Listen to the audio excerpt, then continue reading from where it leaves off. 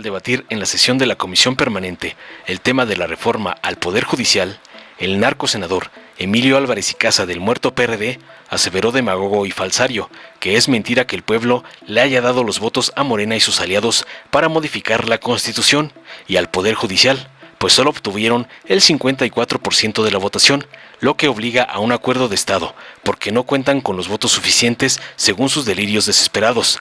Advirtió para salirse del tema que es peligroso reformar el artículo 129 constitucional para establecer que las Fuerzas Armadas puedan realizar todas las labores contenidas en la Carta Magna y las leyes que de ella emanen, para la disque militarización. Para terminar, espetando que se respete la voluntad popular para la representación en la Cámara de Diputados. Tras oír las barrabasadas de la botarga falsaria del señor X, el diputado Hamlet García Almaguer de Morena señaló contundente para responderle que los foros sobre la discusión de la reforma judicial organizados por la Comisión de Puntos Constitucionales de la Cámara de Diputados están resultando fructíferos y profundizando en el debate nacional, aunque existan regresiones discursivas por parte de algunas y algunos de los actores. Comentó tajante que la independencia judicial no tiene que ver con el trabajo previo o la labor que desarrollaron las y los ministros. Mencionó que en el primer foro se ofreció como punto de partida una reforma gradual para la renovación de los espacios en el Poder Judicial Federal, lo cual fue secundado por gran parte de las y los ministros y por las y los consejeros del Consejo de la Judicatura Federal, para terminar aclarándole al falsario que no se politizará la Corte. Veamos enseguida cómo Hamlet acaba brutalmente a Álvarez y farsa por atacar a la 4T y a la reforma al poder perjudicial, como lo ordena su patrón, el narcoampón Claudio X González. Gracias, buenas tardes. El resultado de las elecciones del 2 de junio dio un mandato claro para que el gobierno continuara. Esa fue la decisión popular. Por supuesto, somos convencidos de que enfrentamos una elección de Estado y no fue en las condiciones democráticas que se hubieran requerido, pero eso tendrá su causa y tendrá su forma de litigio y está en eso.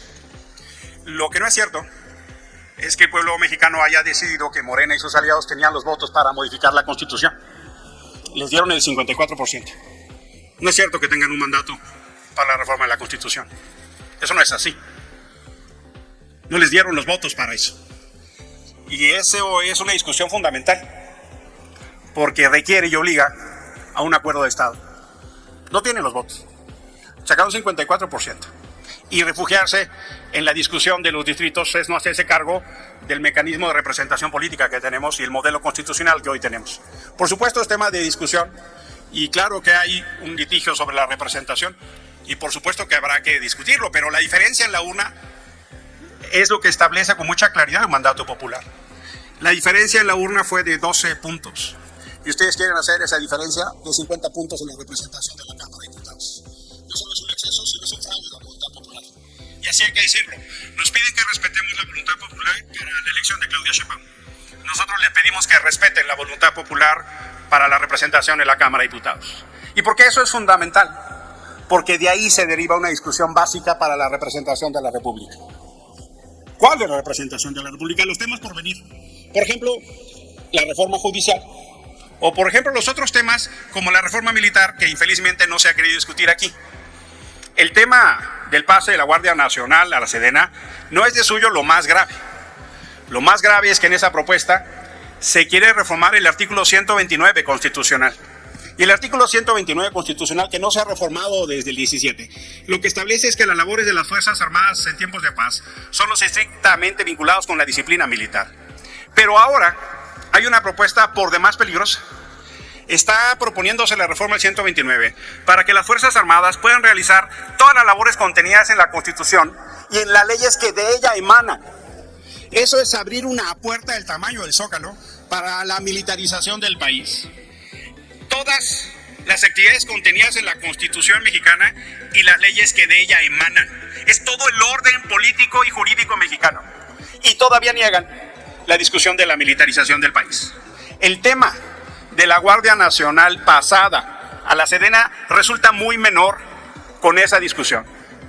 No solo legaliza, legitima lo que indebidamente se ha hecho en esta administración, donde las Fuerzas Armadas están realizando obras, aeropuertos y abusando del concepto de seguridad nacional, generando una enorme discrecionalidad en el ejercicio del gasto público. No, sino que abre un boquete, pero extraordinario en tema, donde las Fuerzas Armadas podrán participar en todas las actividades contenidas en el orden jurídico. Pero lo que resulta más sorprendente es que esa propuesta venga de la que se dice la izquierda, aquella que se negaba de la represión del 68, del 71, o todo el uso indebido de la fuerza armada para la represión. Y ahora esa izquierda abre la vía constitucional para la militarización del país.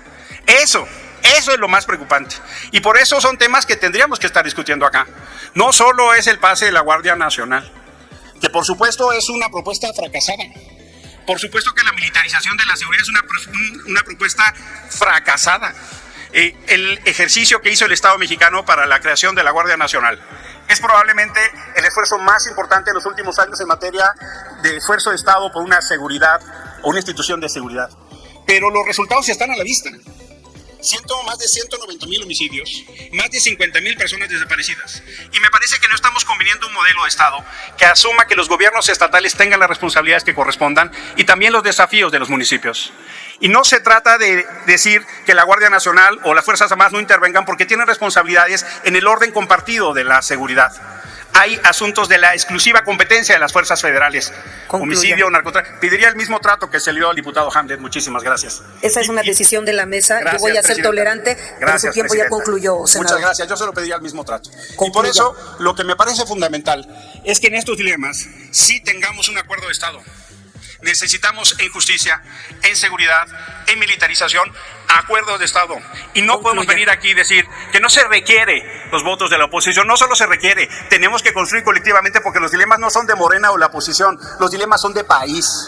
Y eso requiere que nos sentemos a construir acuerdos para proyectar entre todas y todos el país que requiere para resolver esos dilemas.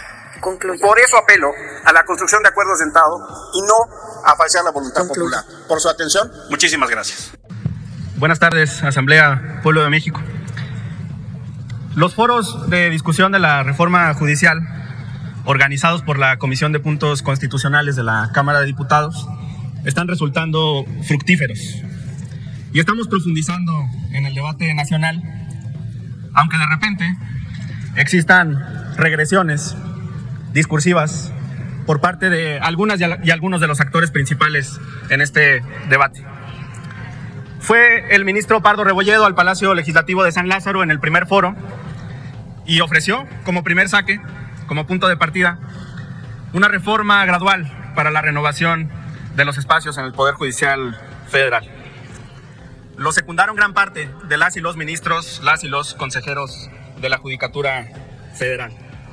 Ahora vemos en una de las primeras planas de los diarios nacionales una regresión discursiva de la ministra Norma Piña, quien dice no a la reforma, ni siquiera en un esquema gradual.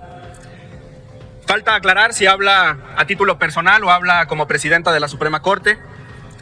Lo que refleja la nota del diario Reforma es que no tiene un consenso al interior de la Suprema Corte, y esto reflejaría, con todo respeto, su impertinencia, su falta de diálogo y de respeto a sus pares, y por supuesto su incongruencia. Incongruencia porque en un diálogo, en la clausura de sus diálogos, el lunes ofreció precisamente hablar sobre esta reforma. Pero ahora en esta regresión ni siquiera asume el punto que su par, el ministro Pardo Rebolledo, llevó formalmente al Palacio Legislativo de San Lázaro.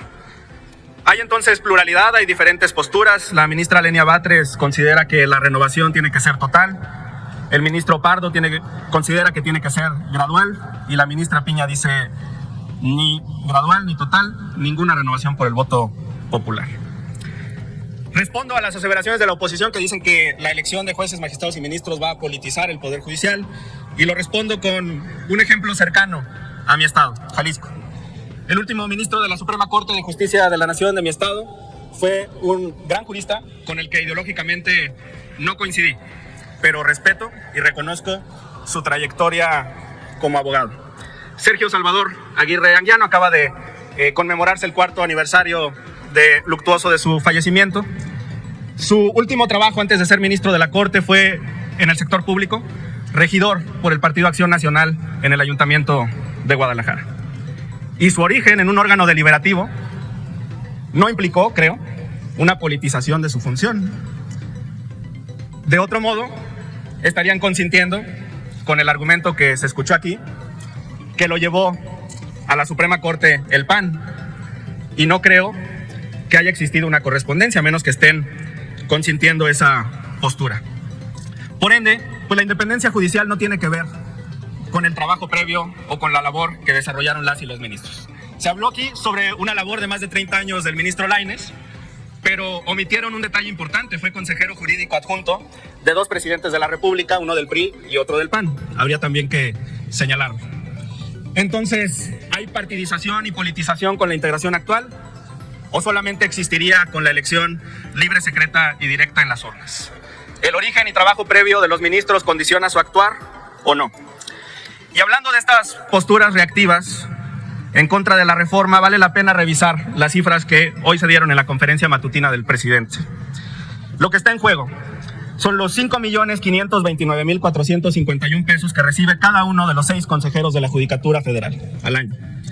Los 4.490.441 pesos que recibe cada uno de los más de 900 magistrados de circuito. Los 4.050.903 pesos que recibe cada uno de los más de 700 jueces de distrito.